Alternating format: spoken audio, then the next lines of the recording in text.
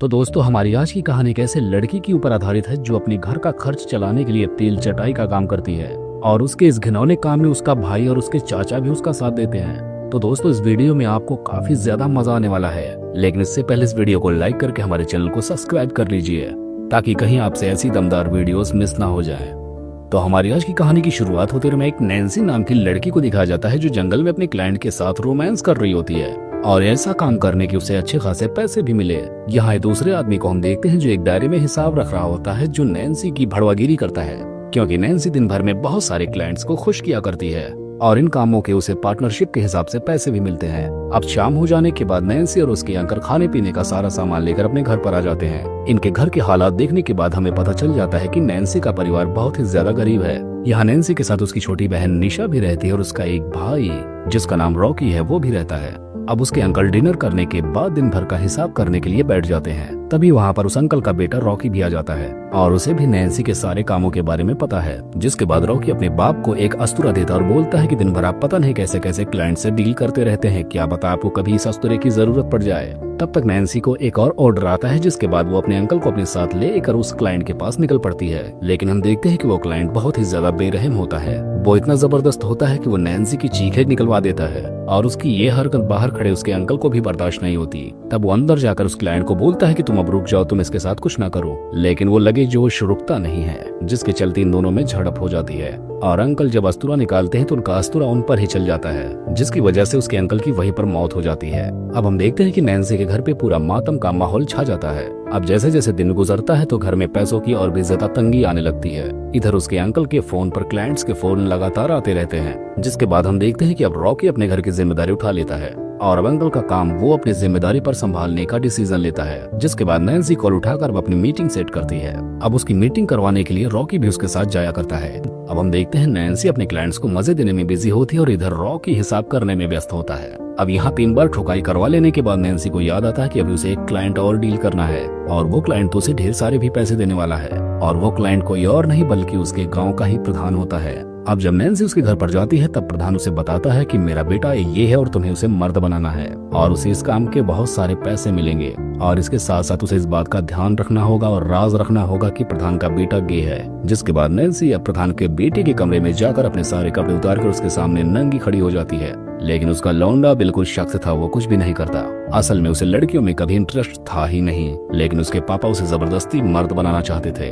अब इस वजह से ये लड़का दिमाग लगाता है और बोलता है कि तुम यहाँ पर बेवजह चिल्लाओ ताकि मेरे पापा को लगे कि मैं तुम्हारी ठुकाई कर रहा हूँ। अब इतना सारा ड्रामा करने के बाद रॉकी और नैन्सी वहाँ से बाहर आ जाते हैं। अब अगली सुबह होते ही रॉकी पूरे गांव में नैन्सी के बारे में शोर कर देता है कि उसने उसकी पूरी रात ठुकाई की। अब इसका प्रभाव ये होता है कि गांव के ज्यादा से ज्यादा लोग नैन्सी को ठोकना चाहते हैं और इसके चलते नैन्सी को काफी ज्यादा प्रॉफिट भी होने लगा था। लेकिन ये ज्यादा दिन तक नहीं चलने वाला था। ये बात पुलिस थाने तक बहुत जल्द ही पहुँच जाती है, जिसके बाद थाने का एक इंस्पेक्टर आकर रॉकी से मिलता है। अब वो पुलिस वाला आकर रॉकी से मिलकर अपना कमीशन सेट कर लेता है, जिसके बाद वो रॉकी को उसके गे कांस्टेबल के साथ इंटीमेट होने को बोलता है। अब रॉकी ये काम इससे पहले नहीं किया था, जिसके चलते उसे उल्टी भी हो जाती है। अब ऐसे ही 3 महीनों तक लगभग चलता रहता है और हम देखते हैं कि अब रॉकी भी गांव की औरतों को खुश करने लगा था। एक दिन रॉकी और नैन्सी काम करके घर जा रहे होते हैं, तभी उसे रास्ते में सैमुअल मिल जाता है जो उससे अपना कमीशन लेकर वहाँ से चला जाता है। अब कुछ टाइम बाद हम देखते हैं कि नैन्सी की तबीयत काफी ज्यादा खराब हो जाती है और रॉकी के पास उसके इलाज करवाने के पैसे नहीं होते। इसी दौरान वहाँ का इंस्पेक्टर गाँव का दौरा कर रहा था, तभी उसे एक लड़की पसंद आ जाती है जो कॉलेज से अपने घर की तरफ जा रही होती है।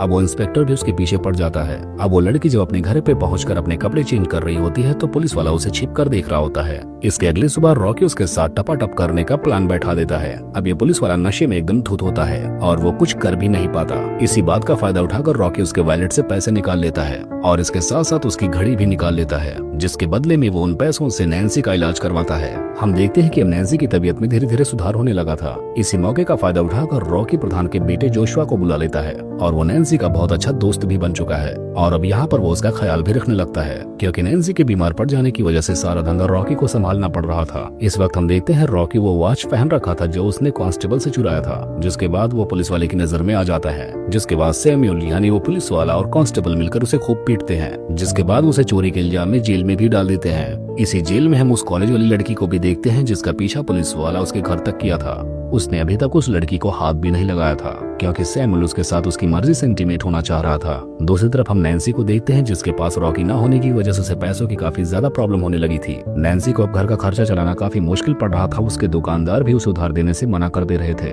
कुछ टाइम बाद बिना खानों के नैन्सी काफी ज्यादा कमजोर पड़ जाती है और बार बार बेहोश भी हो जाया करती है। तब यहाँ पर उसकी छोटी बहन उसकी मदद करती है। इधर रॉकी उस छोटी लड़की से बात करने की कोशिश करता है, तब उसे उसका नाम मालूम पड़ता है। इस छोटी लड़की का नाम अमाया था। यहाँ अमाया रॉकी से हेल्प मांगती है बाहर निकलने के लिए, लेकिन यहाँ पर रॉकी को तो खीर लगी पड़ी थी। इतने में वो इंस्पेक्टर रॉकी को उस लड़की से बात करते हुए सुन लेता है, जिसके बाद वो फिर से रॉकी की धुलाई करना चालू कर देता है। तभी यहाँ पर इंस्पेक्टर का एक दोस्त आता है जो अमाया को बिना कपड़ों के देखना चाहता है, इसलिए वो उसके कपड़े चेंज करने को बोलता है। और सैमुअल भी यानी वो पुलिस वाला भी यही चाहता था, जिसके बाद वो जाकर माया को कपड़े बदलने के लिए कहता है और उसके प्राइवेट पार्ट पर उंगली भी कर देता है। इसके बाद हम देखते हैं इंस्पेक्टर को रॉकी की डायरी मिल जाती है, जिसमें उसने सारा लेखा जोखा लिख रखा था। अब वो रॉकी को छोड़ने के काफी पैसे मांगने लगता है, लेकिन रॉकी का सारा पैसा तो नैन्सी के इलाज में चला गया था।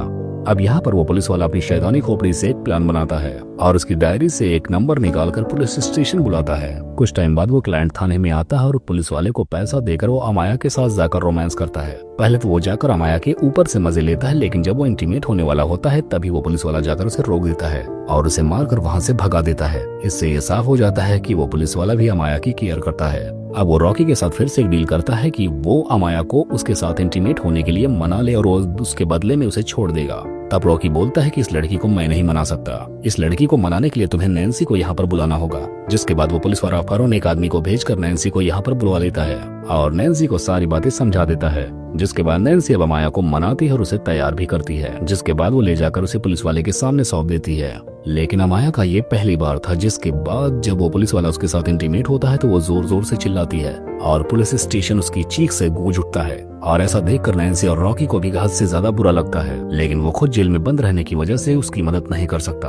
अब अगली सुबह फिर से वो इंस्पेक्टर अमाया की लेने आता है, लेकिन इस बार नैन्सी से रोकते हैं कि वो अभी तैयार नहीं है। अगर तुम चाहो तो मेरी चीखें निकाल सकते हो। तो उस इंस्पेक्टर को क्या था, वो उसकी भी चीखें निकालना शुरू कर देता है और इसी बात का फायदा उठाकर नैन्सी उस पुलिस वाले के गले पर अपने छुरे का इस्तेमाल कर देती है, जिसके चलते वो बेहोश होकर वहीं गिर जाता है। अब अमाया भी अपने जोश में आ जाती है और एक लोहे के रॉड के लेकर उस पुलिस वाले के पिछवाड़े में डाल देती है और ऐसा करके उसे वाकई में बहुत सुकून मिलता है। कुछ टाइम बाद हम देखते हैं उस इंस्पेक्टर की मौत हो जाती है, जिसके बाद वो तीनों रातों रात थाने से भाग निकलते हैं और घर पहुंचकर फौरन अपने कपड़ों को पैक करने लगते हैं। तभी वहाँ पर प्रधान का बेटा जोशुफ वहाँ पर अपनी गाड़ी लेकर आ जाता है, क्योंकि उसे भी अपनी तरह से अपनी जिंदगी जीनी थी। जिसके बाद वो उन तीनों को लेकर वहाँ से कहीं दूर निकल जाता है। जिसके बाद हम देखते हैं कि रॉकी और अमाया अपने रिलेशनशिप में आ जाते हैं और ये दोनों भी अपनी लाइफ अच्छे से जीने लगते हैं। और बस यही दिखाते हुए इस कहानी का यहीं पर एंड हो जाता है।